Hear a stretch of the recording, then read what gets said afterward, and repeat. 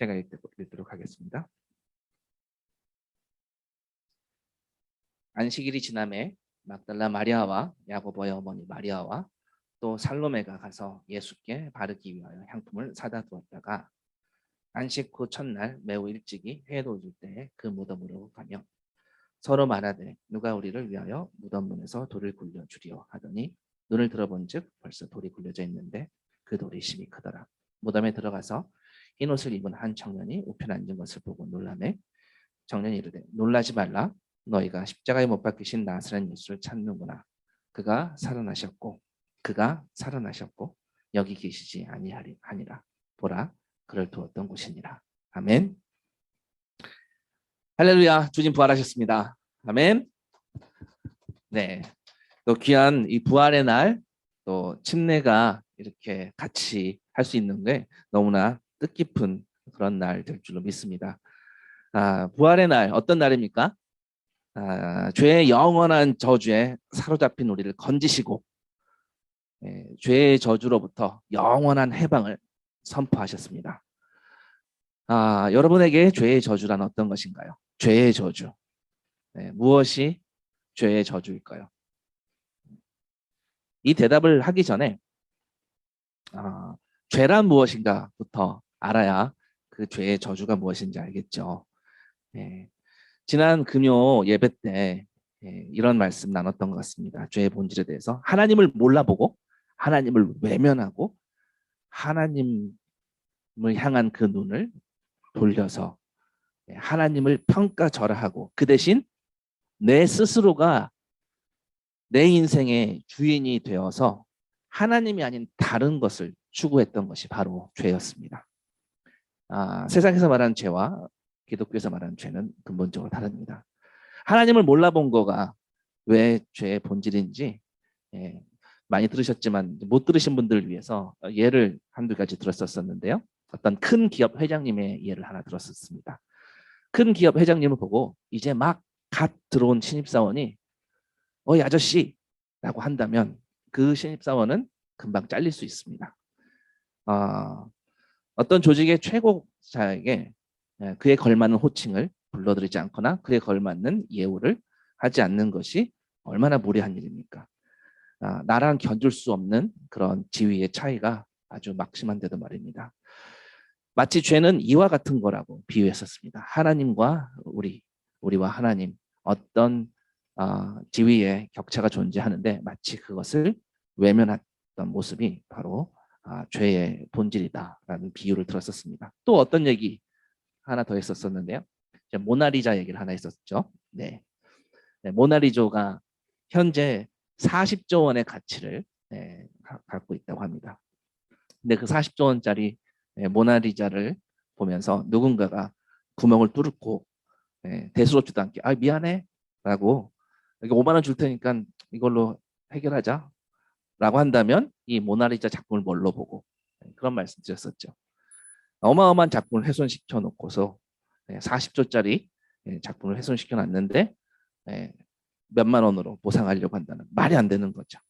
그 분노, 이 작품을 갖고 있는 사람의 이 분노는요. 제가 하나님의 진노처럼 비유를 그렇게 말씀드렸습니다. 하나님이라는 가치를 몰라보고 훼손한 죄에 대한 진노였었습니다. 자, 죄는 하나님을 몰라보는 것 그리고 그 하나님의 아름다움과 영광을 인정하지 않는 것이었어요. 하나님을 몰라본 것이 죄인데 문제는요. 그 죄의 대가는 사망이라는 겁니다. 그러니까 죄의 저주는 뭐라고요? 사망이라는 거예요. 우리를 죄의 저주로부터 해방시켜준 바로 기쁨의 부활주일입니다. 한마디로 하나님의 영광을 위해 우리를 기쁨으로 달려가게끔 하나님을 더욱 사랑하게끔 갈망하게끔 하나님이 그렇게 우리를 지으셨는데 문제는 그 이유대로 우리가 그 역할을 하지 않고 다른 역할을 반대 방향으로 가고 있는 거죠. 그런 피조물은 창조주의 입장에서는 존재할 필요가 있을까요? 없을까요? 없는 거죠. 그게 사망이잖아요. 존재 이유가 필요 없다. 그게 사망이잖아요. 그게 하나님을 몰라본 자들에게 임한 죄의 저주였는데 오늘 그 저주로부터 영원한 해방을 주님이 부활하심으로 확 확증하셨습니다. 아멘. 다시 한번요. 우리 주님 부활하셨습니다. 함께 외칩니다. 주님 부활하셨습니다. 주님 부활하셨습니다. 아멘.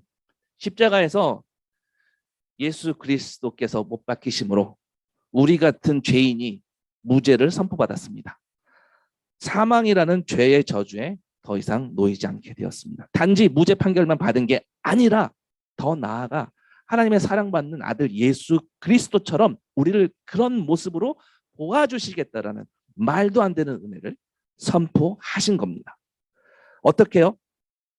십자가에서 속량하신 그리스도의 공로를 우리에게 덧입히고 부활하신 예수의 생명과 우리를 연합시켜서, 그게 바로 침례지 않습니까? 그리스도와 함께 죽고 물속에 들어가서 부활과 함께 다시 살아나는 그 연합. 부활은요, 하나님께서 이루신 구속 사역의 확증입니다. 부활이 우리에게 어떤 축복을 허락하셨는지 오늘 좀 예배가 길어질까 봐 짧게 오늘 말씀 몇 구절 보면서 부활이 무엇을 우리에게 허락했는지, 축복이 무엇인지 보도록 하겠습니다. 먼저 부활은요, 죄 때문에 당하는 그런 압제와 죄의 저주와 그런 저주가 얼마나 과중합니까?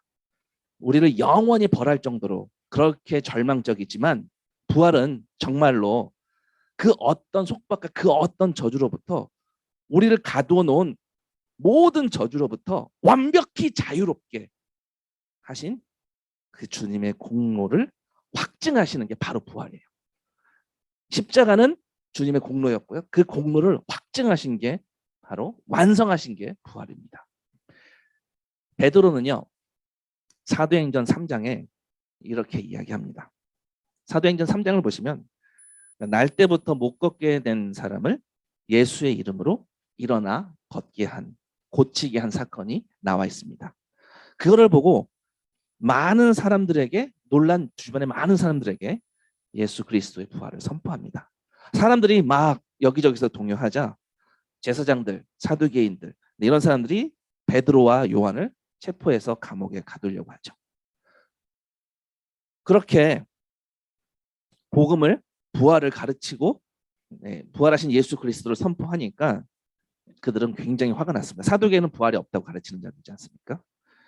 사도행전 4장 2절에 이렇게 되어 있습니다. 사도들이 백성에게 말할 때 제사장들과 성전 맡은 자와 사두개인들이 이르러 예수 안에 죽은 자의 부활이 있다고 백성을 가르치고 전함을 싫어하여 결국 그 핍박 때문에 결국 구금돼서 재판을 받게 되는 거죠. 이때 사도행전 4장 10절에는 이런 얘기가 있어요. 대담하게, 아주 담대하게 이야기합니다. 성경에서는 성령이 충만했다라고 이야기하거든요. 베드로가 성령이 충만하여 이르되 라고 시작합니다. 너희와 모든 이스라엘 백성들은 알라, 너희가 십자가에 못 박고 하나님이 죽은 자 가운데서 살리신 나사렛 예수 그리스도의 이름으로 이 사람이 건강하게 되어 너희 앞에 섰느니라. 이 예수는 너희 건축자들의 버린 돌로서 집 모퉁이의 머릿돌이 되었느니라. 다른 이로서는 구원을 받을 수 없나니 천하 사람 중에 구원을 받을 만한 다른 이름을 우리에게 주신 일이 없음이라 하였더라. 예수님은요, 바로 이것을 증명하시기 위해서 죽음에서 일어나셨습니다. 십자가는 구속사역의 장소예요. 죄로부터 해방된 곳이고요. 그것을 증명하고 완성하신 곳은 바로 부활입니다. 하나님의 정죄로부터 구원하는 것, 하나님의 심판으로부터 구원하는 것은요, 결코 우리 자신이 우리 스스로 우리의 힘으로 우리의 행위로 갚을 수가 없는 거예요. 그것을, 그 용서를 구할 수가 없습니다. 우리가 가지고 있는 유형 무형의 모든 자원을 다 동원하더라도 결코 구원을 따낼 수가 없습니다. 우리 쪽에서는. 게다가 우리는 구원을 받을 자격조차 없어요. 절대 스스로 성취할 수 없고요. 그런데 그리스도께서 우리를 대신해서 죽으시고 다시 사셨습니다. 그리스도께서 만약에 죽음에서, 십자가에서 죽으시고 대속을 선포하시고 확증하는 부활이 없었다면, 일어나지 않았다면, 아직도 그냥 무덤에 머무르셨다면 우리에겐 소망이 없습니다. 우리에겐 소망이 없어요. 그냥 죽음이 끝이었다면 어떤 메시지예요? 십자가에서 죽음이 끝이었다면 하나님의 진노와 징벌이 마땅하다라는 선포가 되는 거예요. 그러면 바로 자신의 죄 때문에 죽은 걸로 끝나버리는 거예요. 십자가만 있다면. 근데 부활은 한마디로 십자가에서 이룬 일이 예수 그리스도의 죄 때문이 아니었다는 것을 확증하는 사건입니다. 십자가에서 이룬 일을 증명할 길은요, 부활밖에 없어요. 흠없는 어린 양이신 우리 주님은요, 십자가에서 사단에게 시험을 당합니다. 광야에서 맨 처음에 40일 둘이 있었다가 당한 유혹을 이기셨잖아요.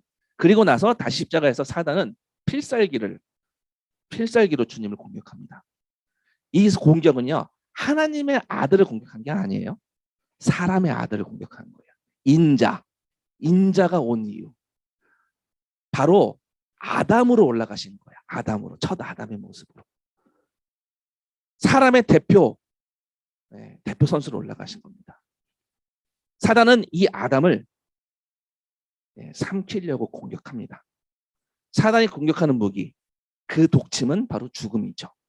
죽음이란 독침을 예수 그리스도에게 쏘았습니다. 근데 아무리 쏘아대도 이 새 아담은 첫 아담과 달리 죄를 짓지 않습니다. 죄는 뭐라고요? 하나님을 몰라보는 거라는 거죠. 사실 하나님 나한테 왜 그러시냐고 외치실 수 있는 상황이었습니다. 충분히. 그렇게 하실 만한데 끝까지 주님은 하나님께 의문을 품지 않고요. 오히려 하나님을 찬양합니다. 스스로 제물이 되어서 하나님의 그 영광을 하나도 훼손하지 않고 그대로 보존하십니다. 끝까지 사단은 독침을 쏘는데도 그 독침과 반응하는 죄가 없으셨기 때문에 결국 사흘 만에 일어나셨습니다. 자, 죄가 무엇이라고요? 기억하시죠? 하나님을 몰라보고 하나님을 찬양하지 않고 그 영광을 외면한 거라고 했어요.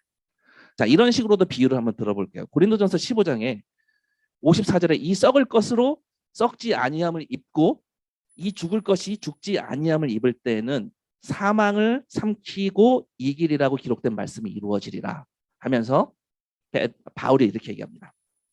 사망아, 너의 승리가 어디 있느냐? 사망아, 내가 쏘는 것이 어디 있느냐? 분명히 선포. 내가 쏘는 것, 네가 쏘는 그 독침이 어디 있냐? 성경은 사단을 뱀으로 묘사합니다. 제가 그걸 비유로 삼아서 말씀 하나 비유적으로 드리고자 합니다. 자, 여러분들이 혹시 독뱀한테 물려보셨나요? 한 번도 안 물려보셨죠? 독뱀한테 물렸으면 빨리 응급처치를 해야 됩니다. 안 그러면 생명이 위험합니다. 자, 독사한테 물리면 뱀독이 우리 피를 따고 쭉 타고 들어오겠죠. 여러분들 혹시 그 자연 현상, 그러니까 그 유튜브 채널 같은 데 보시면은 저는 그런 동물 채널 많이 보거든요. 뱀독 이런 거 채널 많이 보거든요. 근데 그 뱀독을 피랑 섞는 그런 유튜브 채널이 있었어요. 근데 선지처럼 딱딱해져요. 그래서 이 뱀독이 들어가면 피랑 반응을 해서 마비시키고 결국 신경을 마비시키는 거예요. 뱀독이 피를 타고 들어와서 독성분이 몸 안에 퍼지고 피가 덩어리지게 만들어서 조직을 괴사시킵니다. 그 핏줄을 타고 신경 조직도 괴사시키고 폐 조직, 뇌 조직 다 괴멸시키는 거죠. 자, 마찬가지로 사단의 맹독은요, 모든 인류를 물고 사망으로 이끌었어요. 자, 그 모든 인류의 대표 선수이신 아담이신 새 아담이신 예수가 지금 십자가에서 맹독으로 찔림을 당하시는 거예요. 사단은요, 예수 그리스도의 발 뒤꿈치를 물었습니다. 꽉 물었습니다. 독을 주입했습니다. 그 누구보다, 그 어떤 이전의 아담보다 더 강력하게 꽉 물었습니다. 독이 예수 그리스도께 주입되었는데요, 이제까지 모든 인류는요, 그 독이 주입되자 그 독과 반응하는 죄가 있어서 다 죽었어요. 근데 죄가 없으신 그리스도는요, 독이 아무리 주입되어도 죽지 않으신 거예요. 다른 모든 인류는 사망으로 종결되었는데 예수 그리스도는요, 그 독과 반응해서 응고될 죄가 1도 없으신 분이셨습니다. 그분께 하나님은 여전히 하나님이셨습니다. 그분께 하나님은요, 여전히 찬양받으실 분이셨습니다. 십자가에서 그렇게 되셔도 여전히 하나님의 영광은 놀라우신 것이었습니다. 죄가 없으셨습니다. 그래서 사흘 만에 주님 부활하셨습니다. 할렐루야. 무덤에서 그렇게 일어나서 우리의 원수 사단의 머리를 강력하게 밟으셨습니다. 자, 제 비유를 이어가자면 사단의 동리를 부러뜨리신 거예요. 사단의 동리를 부러뜨리시고, 그러니까 예수님의 발 뒤꿈치를 물었던 사단은 사단의 혼심을 힘을 다해서 발 뒤꿈치를 물었는데 깊이 박아 놓았는데 박을 때 그 깊이 박은 그 독립발이 마치 틀니 빠지듯이 빠져버린 거예요. 예수 그리스도의 발에 붙어 있는 거예요. 그리고 이제 뱀은 독립발을 상실했습니다. 그 팽이 없어진 거예요. 독립발이 없어졌습니다. 독립 빠진 뱀입니다. 그냥 그 잇몸으로 독립발이 아니라 이제 사단은 어떤 존재예요? 독립발 없는 그냥 맨 잇몸으로 우리를 물어버리는 거예요. 독이 주입되나요? 아니요. 그래서 우리에게 사망이 없습니다. 아멘. 우리도 이 죄의 저주인 영원한 사망에서 자유로워진 것입니다. 바로 흠없는 어린 양은요 무덤에서 일어나셨고, 우리도 이제 사망의 저주에서 벗어나서 부활의 삶을 살게 된 것입니다. 죄는 우리를 영원한 심판과 끝없는 고문으로 그렇게 정죄하고 저주받은 인생이 되게 합니다. 영원한 심판이라는 것은요 뭐예요? 훼손된 하나님의 가치를 다 복구하는 데 걸리는 시간이 영원이기 때문에 영원한 심판인 거예요. 이 죄가 영원한 심판은 예수님도 말씀하셨어요. 마태복음에 13장에 보시면은 13장 41절에 보시면 인자가 그 천사들을 보내리니 그들이 그 나라에서 모든 넘어지게 하는 것과 또 불법을 행하는 자들을 거두어내어 풀무불에 던져 넣으리니 거기서 울며 이를 갈게 되리라. 그 풀무불에 지옥에 대한 이야기였습니다. 영원히 거기서 하나님을 향한 그 죄, 정죄를 다 갚을 때까지 영원히 울며 이를 간다라는 거죠. 계시록에는요 이런 자들을 밤낮 쉼을 얻지 못하더라라고 적혀 있습니다. 밤낮 쉼을 얻지 못하고 이 저주 가운데 잡혀 있는 거죠. 죄는요 우리를 사망에 이르게 한 장본인이에요. 사단은 그거 선동한 거고요. 결국 죄가 우리를 사망에 이르게 한 것입니다.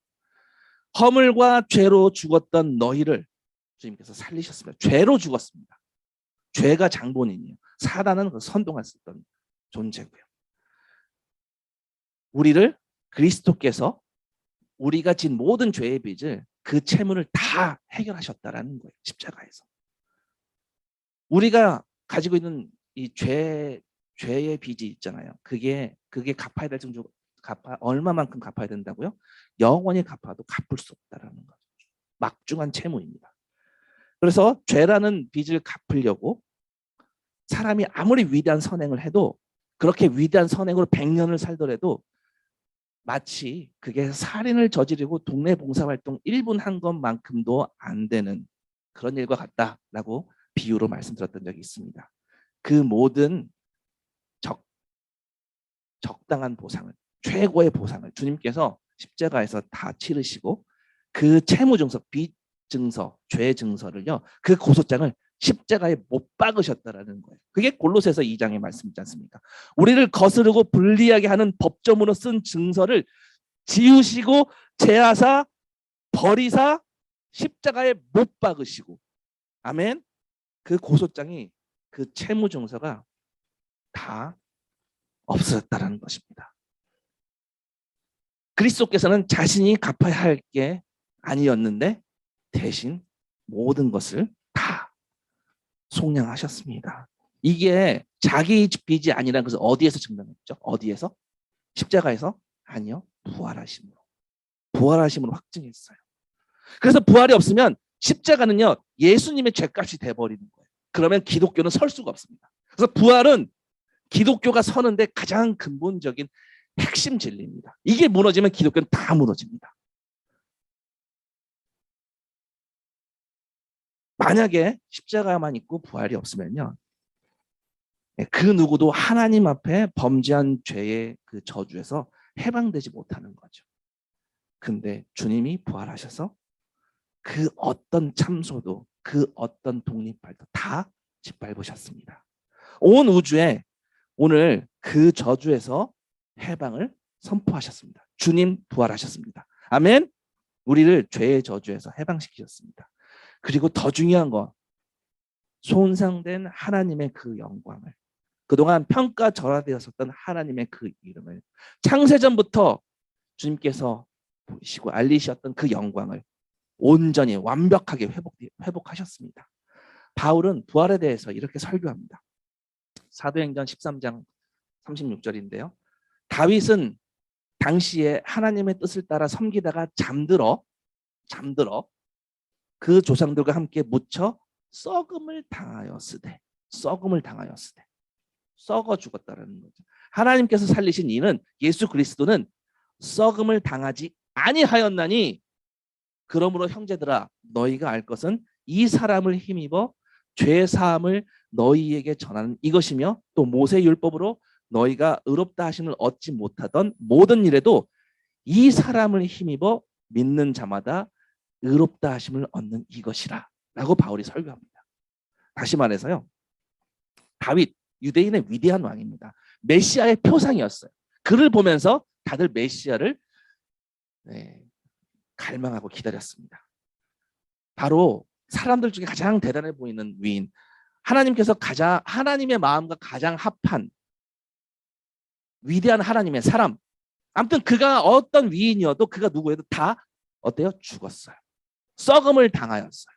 근데 하나님께서 살리신 이는 썩음을 당하지 아니하였나니 부활하였나니 그 부활이 우리를 채무자가 아닌 갚을 것이 아무것도 없는 자유자로 만들어 주셨다라고 갈라디아서 5장 1절이 선포합니다. 그리스도께서는 죽으시고 부활하셔서 우리를 자유케 하셨습니다. 그리스도께서 우리를 자유롭게 하려고 자유를 주셨으니 갈라디아서 5장 1절입니다. 말씀 마치겠습니다. 오늘 이 부활주일에 아들을 죽음에서 살리심으로 하나님의 아들이시며 사람의 아들 아담이신 그 예수를 살리시면서 또 하나님은 하나님의 모든 자녀들에게 우리들에게 예수 그리스도와 함께 동일한 약속을 하셨습니다. 아직 우리가 이 땅이 마지막 시간까지 가는 그 언저리 있기 때문에 아직은 완벽한 하나님 나라의 회복이 시작됐지만 완성이 되지 않았기 때문에 여전히 우리는 고통당하고 있을 수 있습니다. 어쩌면 우리가 겪고 있는 여러분들 가운데 어떤 극심한 고통, 참담한 고통, 십자가 같은 고통이라고 생각되어질 정도로 정말 죽고 싶은 그 고통, 사망의 고통, 이 운명에 갇힌 이런 어두운 운명에 갇힌 우리들을 오늘 우리에게 확실한 약속하십니다. 주님 부활하셨다고. 이미 다 이기셨다고. 사단은요 여전히 공격해요. 근데 지금 이빨에 독이 있어요 없어요? 없어요. 잇몸으로 우리를 무는 거예요. 우리는 결코 멸망하지 않는다고요.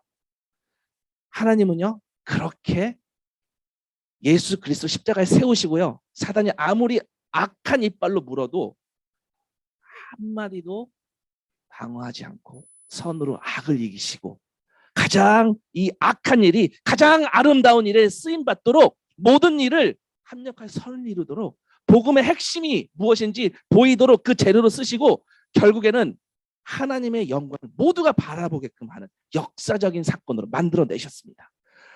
우리 가운데 닥치는 어떤 악한 일도 주님은요 십자가에서 다 보여주셨어요. 어떻게 승리를 하는지. 가장 아름다운 결말을 견인하는 것은 가장 악한 일을 통해서 아름다운 일을 보여주셨습니다. 그것을 재료로 쓰셨어요. 하나님의 영광을 바라보게끔 만드는 그 일에 어떤 어려움과 핍박과 고난과 악한 일처럼 보여도 결국 이 일을 통해서 하나님은 부활의 기쁨을, 승리를 맛보게 하신다고 합니다. 그 아름다운 결말을 우리에게 선사하신다고 약속하셨습니다. 가장 아름다운 약속, 온 피조물이 고대하던 뭐예요? 예수 그리스도를, 사랑의 주님을 우리가 영원히 누리며 그분과 영원한 안정감을 갖고 그 주님을 마르고 닳도록 사랑하고 영원히 누리는 삶, 그것을 약속하셨습니다. 영원한 하나님의 나라에서 상속자로서요. 이 부활하신 주님, 온 우주의 창조주이시며 생명의 주관자이신 예수 그리스도, 우리 죽음을 이긴 왕이신 이 예수 그리스도를 영원히 찬양하기 원합니다. 밝게 빛나는 그 빛 예수 그리스도를 영원히 찬양하기 원합니다. 오늘 신부인 우리 모두에게 한 사람 한 사람씩 주님 말씀하십니다. 이런 위대한 왕이 우리를 신부로, 왕의 신부로 부르시면서 부활의 나라로 초대하시는데요. 오늘 침례 받으시는 성훈 형제님, 동주 자매님, 그리고 우리 모두 이 예수 그리스도를 통해서 하나님의 자녀가 되고 또한 신랑 되신 주님의 아름다운 신부로 불러주셨습니다. 뼛속 깊이 죄인인 우리를 의인이라고 부르시고 당신의 부활에 연합토록 허락해 주셨습니다. 우리 성훈 형제님 간증처럼 죄인이었던 우리가 하나님을 모르고 살았던 것, 죄인의 삶을 살았을 때 아무 문제 없이 잘 살았던 것처럼 자부했었어요. 살면서 만족하고 자랑스럽게 여겼지만 이제 그런 게 정말 아무것도 아니었다고 고백했지 않습니까? 그것이 성원 형제님의 고백이 아니라 우리 모두의 고백인 줄 믿습니다. 이 죄인을 위해서 우리 모두를 대신해 내가 받아야 될 이 죄값을, 이 사망이라는 형벌을 주님께서 대신 치르셨습니다. 그리고 우리는 그 주님을 바라보며 우리의 죄를 고백했습니다. 그것이 오늘 간증문의 고백이었었고요. 동주자매님 간증처럼 하나님 없이 살진 않았어도 하나님과 같이 살았던 것 같았지만 모든 관심과 목적이 우리를 지으신 하나님이 아니라 오직 나로만 가득 찬 반역자라는 것을 고백했습니다. 교회를 다니면서도 여전히 신앙조차 하나님이 아니라 나를 위해 했고 하나님을 이용해서 내 사리사욕을 채웠고 하나님을 이용해서 그저 내 욕구를 채우고 싶었다라는 그런 고백이었었습니다. 사실 이 고백이 우리 모두의 실상이지 않나요? 그렇게 살았지 않았나요? 그런 죄인인 우리에게 부활의 은혜가 임했습니다. 아멘. 아멘.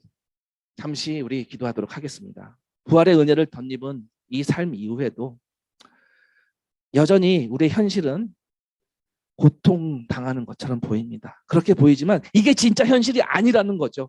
승리하신 부활이 진짜 현실이라는 거죠. 그래서 지금 태초의 창조 때보다 더 위대한 현실이 뭡니까? 하나도 선하지 않은 자가 지극히 의롭다고 선포되어진 이 현실이 뭡니까? 부활한 현실입니다. 창조 때는 죄가 들어오지 않아서 선했지만 부활은요, 죄가 들어오더라도 사단의 필살기인 죽음이 공격을 마구마구 퍼부어도 그 수하에 우리가 놀아났어도 그것을 역전시킨 부활은 창조의 모습을 회복한 것에서 나아가 그 어떤 악도, 그 어떤 죄도 그 악을 다 덮으시고 선으로 이기시고 이끌어내신 대반전, 부활, 위대한 하나님의 승리였습니다. 오늘 그 증거를 주님 부활로 확증하셨습니다. 우리 이 부활을 감사하며 주님께 영광 돌리는 기도 돌렸으면 좋겠습니다. 우리 같은 것들을, 죄인을 우리가 어디에 어느 구석에 처박혀 있더라도 끝까지 찾아가서 소망이 없는 현실에서도 심지어 생의 마지막 순간에 있어도 그렇게 불러내시는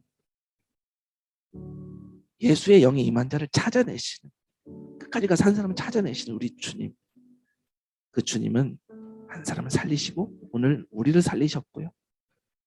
또 그분의 생명을 선포하십니다. 영원한 생명 부활을 선포하십니다.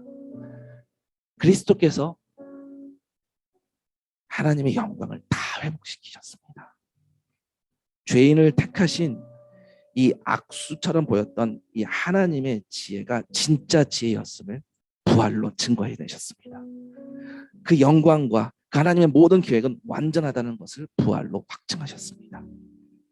영광의 주님이 하신 일, 그 아름다우신 일, 그것이 부활입니다. 부활절 어마어마한 일이 이루어졌습니다.